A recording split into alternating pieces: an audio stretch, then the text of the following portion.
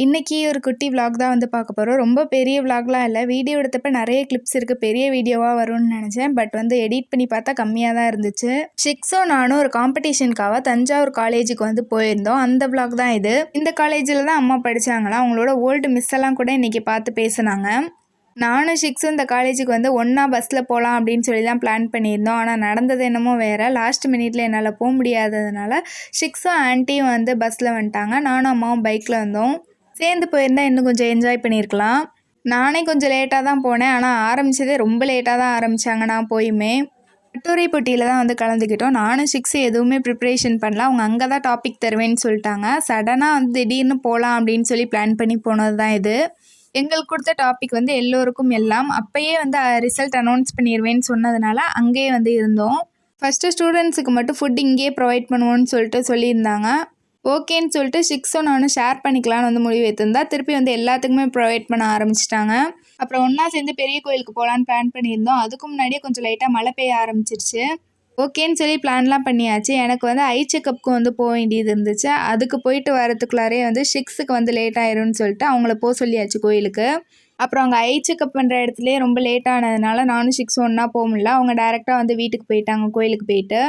அதுக்கப்புறம் நானும் அம்மாவும் வந்து கோயிலுக்கு போனோம். இங்கேயே சேர்ந்து போயிருந்தா நல்லா இருந்திருக்கும். ஷிக்ஸுக்கு இந்த கோயிலுக்கு போகலாம் அந்த பிளான்லாம் வந்து இல்லை. டேரெக்டாக வந்து வீட்டுக்கு போகலான்னு தான் இருந்தாங்க. நான் தான் வந்து கோயிலுக்கு போயிட்டு போகலான்னு சொன்னேன். பட் என்னாலே வந்து அவங்க கூட சேர்ந்து போக முடியல. லேட்டாக தான் போகிற மாதிரி ஆயிடுச்சு.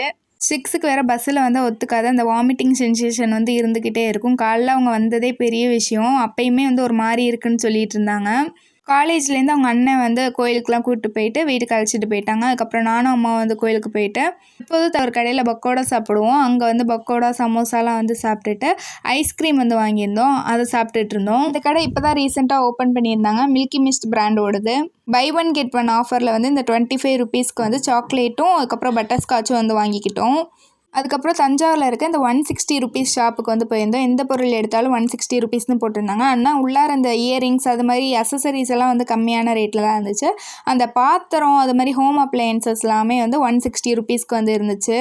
உள்ளார போகிறப்ப எதுவும் வாங்குற பிளான்லலாம் போல். அதுக்கப்புறம் இந்த இயரிங்ஸ் வந்து பார்த்தோம். அழகாக எல்லாமே இருந்துச்சு. இந்த ரெயின் ட்ராப்ஸ் பேங்கிள் வந்து ஃபேமஸாக போயிட்டு இருந்துச்சுல, அதுவும் அங்கே இருந்துச்சு.